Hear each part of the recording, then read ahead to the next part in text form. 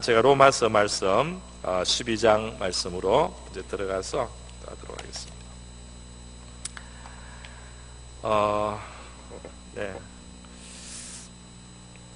오늘 총론 부분을 다시 한번 조금 더 다루면서 강론을 조금만 또 다루도록 하겠습니다. 제가 지난 시간에 이 로마서에서 이제 그리스도인의 그 생활, 실천적인 삶의 모습에 대한 교훈이 로마서 12장부터 시작된다고 했습니다. 그러니까 앞에 구원의 도리가 먼저 쭉 나옵니다. 그러니까 누구도 정말 이 순서를 볼 때 그리스도인의 참된 삶을 산다는 것은 먼저 참 신자가 마음에서부터 돼야 되는 거죠.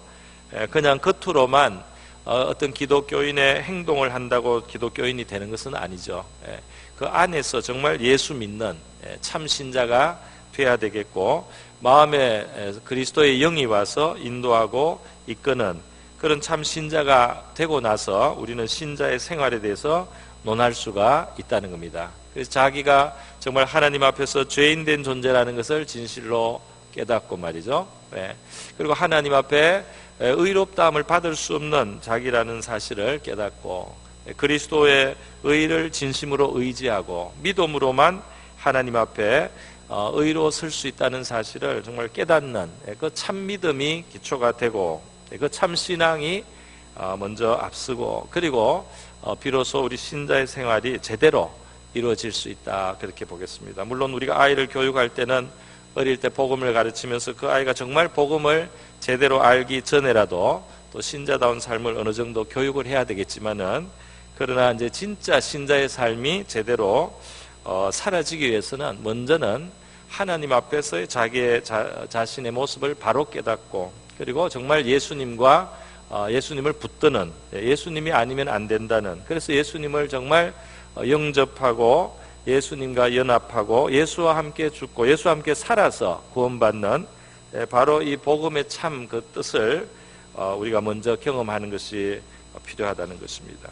그러면 이렇게 먼저 참 신앙을 가진 성도에게 있어서 그 삶의 대강령이 무엇이냐, 이렇게 했을 때 삶 전체가 하나님 앞에 예배 드리는 삶, 영적인 예배, 산제물로 살아가는 삶, 이것이 우리 그리스도인의 신앙생활의 대강령이고 큰 방향이고 성격이라고 할 수가 있겠습니다. 그러니까 참 잘 믿는 사람은 어떤 사람이냐, 그 생활의 현장, 현실의 그 생활 속에서 늘 하나님 앞에 제물이 되고 있는 삶이라 그랬어요.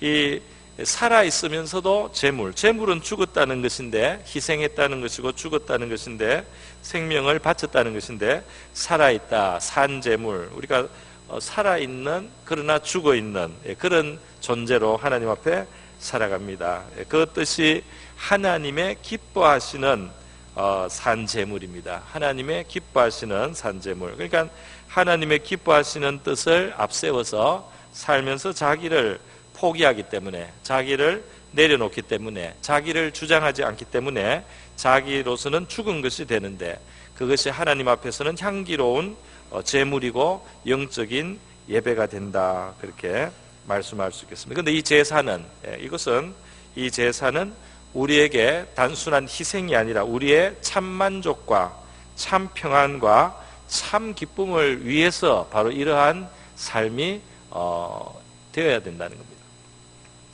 갈라디아서 2장 20절, 우리가 잘 아는 말씀인데요, 바울 사도가 우리 신자의 그 믿음의 삶에 깊은 것을 말했습니다. 이 로마서 12장 1절에 이 그리스도인의 산제물의 삶과 이것이 같은 방향의 말씀이에요. 우리가 다 같이 한번 한 목소리로 한번 낭독해 보겠습니다. 시작.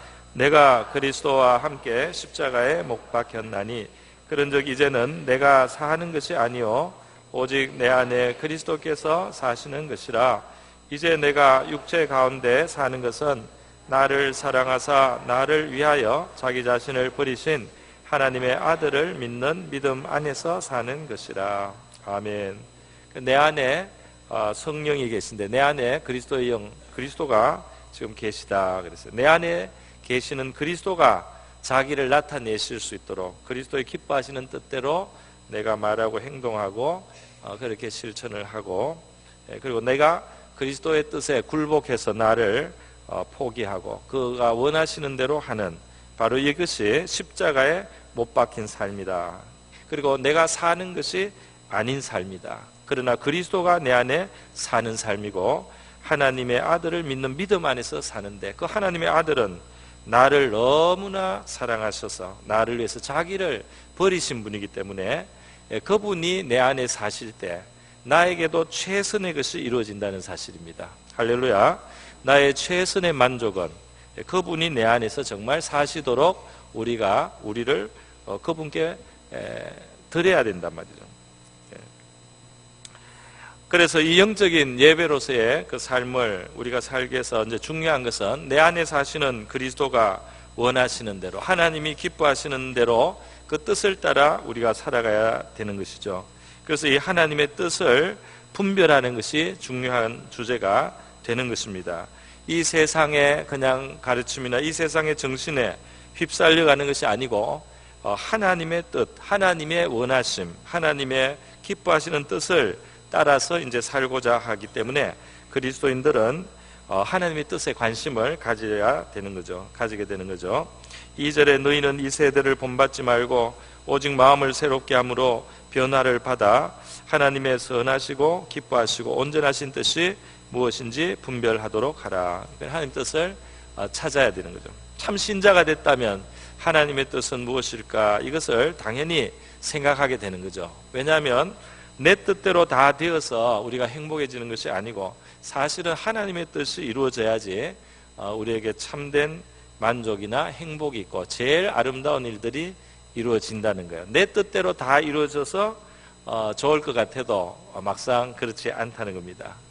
그러니까 하나님의 뜻이 이루어져야지 최선이 되는 거예요. 그래서 하나님의 뜻을 이제 묻게 됩니다. 우리 하나님의 뜻 하면은요, 하나님의 뜻을 분별한다는 것은, 하나님의 뜻을 분별한다는 것은 여러 가지로 가르침이 있어요. 하나님의 뜻을 어떻게 해야지 알 수 있습니까? 기도하면서 알 수 있습니다. 마음에 평안이 오면 알 수 있습니다. 믿음이 좋은 분들의 조언을 받으면 됩니다. 환경을 잘 살피면 하나님의 손길을 우리가 발견할 수도 있습니다. 우리 마음의 선한 양심을 따르면 하나님의 뜻에 가깝습니다. 여러 가지 교훈이 다 나름대로 의미가 있고 또 맞기도 합니다. 근데 이제 우리의 선한 양심이라고 할지라도요, 하나님의 말씀에 교육을 받은 양심이 돼야 되고요, 하나님의 말씀으로 감화를 받아서 영어로 하면 shaping, 우리의 이 마음과 생각이 하나님의 진리 또는 하나님의 말씀에 의해서 따듬어지고 빚어진 그런 마음이 될 때 하나님의 뜻에 우리가 제일 가깝게 하나님의 뜻을 찾아갈 수가 있다. 그렇게 보통들 말을 합니다. 그래 하나님의 말씀이 하나님 뜻을 깨닫는 데 중요한데요. 최근에도 사실 그런 사건이 있었죠. 이 자리에는 없습니다만은 어떤 사람이 되게 자기는 하나님하고 가깝다고 하면서 내가 저 사람하고 결혼하는 게 하나님 뜻이라는 거예요. 근데 그 사람이 유부남이야. 근데 자기는 하나님하고 가깝대. 기도도 많이 하고. 어떻게 생각하십니까, 여러분?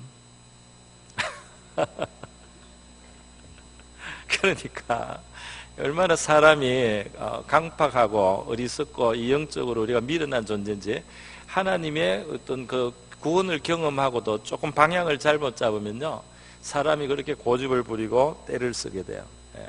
하나님의 말씀에 내 이웃의 아내를 탐내지 말라. 그건 거꾸로 하면 내 이웃의 남편도 탐내지 마라 말이에요. 그 탐내는 것 자체가 벌써 죄에 걸려요. 그런데 이 사람은 그걸 위해서 기도를 한다 그러고 말이죠. 기도를 해달라 그러고 이러니까 얼마나 잘못된 거예요. 참 잘못된 거 아닙니까? 아시겠습니까? 근데 눈이 멀었어요. 이제 감정이 앞서가지고 눈이 멀었어요. 하나님의 뜻을 그렇게 우겨요. 우긴단 말이에요. 그러니까 하나님의 뜻을 제대로 분별하기 위해서 말씀이 아주 평범한데, 좋은 꿈만 꾸면은 복권을 사고 싶은 마음, 그죠? 예. 일확천금을 하고 싶은 마음. 예. 어떤 분이 최근에도 그렇게 예. 뭐 화장실 꿈을 꿨나 봐요. 복권을 사고 싶었다는데 예. 속히 부하고자 하는 자는 화를 면치 못할 자니라. 자문의 말씀에 예. 의인은 뿌리로 말미암아 결실을 하느니라. 예. 하나님의 그 방법과 도리가 다 있는 겁니다. 예. 겸손과 여호와를 경외함의 보응은 예. 재물과 영광과 생명이니라. 할렐루야. 예. 정말 사람이 겸손하고 정말 하나님 경외해서 겸손한 자세로 성실하게 살면 재물 옵니다. 예. 재물 주신다 말씀에 돼 있어요. 예. 그렇게 하는데 하나님의 말씀에서 그 길을 찾지 않고 예. 우리 자기 소욕과 욕심을 앞세워서 하나님 뜻을 거스르죠. 그 세상의 정신은 그렇잖아요. 네 하고 싶은 거 해라. 네가 정말 원하는 걸 그냥 하면 된다. 그게 최선이다. 바람도 그래서 아주 잘못된 일들이 일어납니다. 그 마음에 원하는 것을 그냥 해버리는 거예요. 이 세대를 본받지 말고 오직 마음을 새롭게 함으로 변화를 받아 하나님의 선하시고 기뻐하시고 온전하신 뜻이 무엇인지 분별하도록 하라 그랬어요. 그래서요, 마음을 새롭게 해서 변화를 받는다. 마음을 하나님의 말씀이나 진리로 또 우리 안에 오신 성령에 맞추어서 우리가 그렇게 살아갈 때 우리의 삶에 변화가 오게 되는 것이죠. 여기에 보면 한 가지만 제가 조금 파고 들어가서 말씀을 한번 드려보겠습니다. 이 세대를 본받지 말고 오직 마음을 새롭게 함으로 변화받아야 마음이 새로워져야 돼요.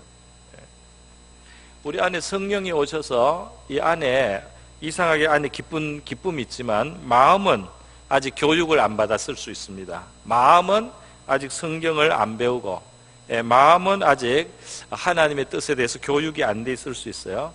예수 믿고 영접하고 성령이 왔는데 마음은 아직 변화가 덜 된 상태인 겁니다. 그러니까 그런 엉뚱한 소원을 갖기도 하는 거죠.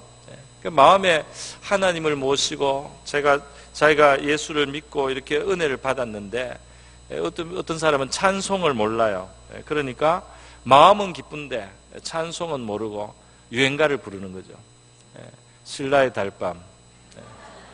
이건 실제 간증입니다. 어느 목사님이 청소년 때 폐렴으로 다 죽어가다가 전도를 받고 성경을 읽고 이렇게 하다가 예수를 믿게 됐어요. 마음으로 하나님 앞에 기도를 하고 나서 은혜를 받았어요. 그런데 마음에는 찬송이 없는 거죠. 자기 마음에는 무엇을 노래하는지를 배운 적이 없어요. 그러니까 그 기쁜 마음을 가지고 할 수 있는 게 그냥 아는 노래를 부르는데 갑자기 아프던 아들이 신라의 달밤을 부르고 무슨 황성사 예터 이런 걸 부르니까 부모님들이 이제 죽으려고 이렇게 됐나 보다 하고 되게 걱정을 했다는 간증을 제가 들은 적이 있습니다. 여러분, 우리 마음이 변화를 받았는데 이게 성경에서 이 마음이 빚어져야 된다는 그게 제일 중요합니다. 그래서 양심이 좋기는 한데 때로 양심이 성경에 덜 빚어진 경우들이 있어요. 그래서 그 양심으로는 정말 자기 양심은 그렇지만 약간 비성경적으로 그래서 벗어나는 경우들이 있습니다. 그렇기 때문에 말씀, 양심적이어야 되지만 하나님의 말씀으로 자기 마음이 빚어지도록 변화를 받아서 이 세상과 다른 하나님의 그 도리를 우리가 배우는 것이 상당히 중요하다 하는 것이에요. 그래서 하나님의 뜻을 아는 것, 여기에서 제가 한 가지만 더 또 짚고 넘어가겠습니다. 이 세대를 본받지 말고 오직 마음을 새롭게 함으로 변화를 받아 하나님의 선하시고 기뻐하시고 온전하신 뜻이 무엇인지 분별하도록 하라. 하나님 뜻을 분별해야 되겠죠. 그런데 이게 분별하라 하는 이 말씀, 제가 이 원어를 다루는 것은 별로 안 좋아하지만 여기서는 한번 다뤄보겠습니다. 분별한다는 그 헬라어 이 원어가 하나 있는데 도키마조라는 그 동사가 있어요. 분별한다. 근데 이것은 분별한다는 뜻도 되고 또 다른 뜻이 있는데 무슨 뜻이 있느냐면 증명한다는 뜻이 있습니다. 증명하라. 증명하라.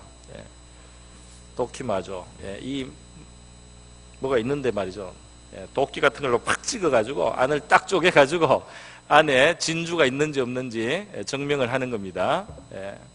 도키마조, 증명하라. 그러면 이 말씀이 어떻게 되느냐 하면 이렇게 하나님 뜻을 분별하다, 이 해석도 좋은 해석이고 또 다르게도 이중적인 뜻이 있을 수 있어요. 그게 무슨 뜻이냐면 너희가 마음의 변화를 받아서 살면은 선하고, 여기 지금 기뻐하시고 이렇게 돼 있는데 기쁘게 한다, 이게 자동사도 되고 타동사도 돼요. 그래서 선하고, 그 다음에 기쁘게 하고, 그 다음에 온전한 뜻임을 증명하라, 이렇게 번역이, 두 가지 번역이 다 됩니다. 그러면 이게 무슨 말이냐면 너희가 변화된 마음으로 삶으로써 이 세상 가운데 너희가 변화된 마음으로 하나님의 뜻에 맞게 살아갔을 때 그 삶이 정말 선하다는 사실을, 그리고 그 삶은 정말 사람을, 하나님을 기쁘게 하는 삶이라는 것을, 그리고 그 삶은 온전한 삶이라는 것을 너희 그리스도인들이 그렇게 변화된 마음으로 살아서 이 세상 가운데 입증하고 증명하라. 하나님의 뜻대로 사는 것이 얼마나 선한지를 세상에, 하나님의 뜻대로 사는 것이 얼마나 여기 기쁘시게 하고, 이렇게 해서 지금 우리 국문으로는 하나님만 여기에 걸리게 돼 있지만 이제 그 원래는 그게 하나님께만 걸리는 게 아니에요. 그러니까 우리를 기쁘게 하고 이렇게도 해석이 됩니다. 그렇게도 해석이 돼요. 그러니까 하나님의 뜻은 정말 기쁘게 하는, 그 뜻을 행하면 정말 기쁘다는 사실을 너희들이 증명하라.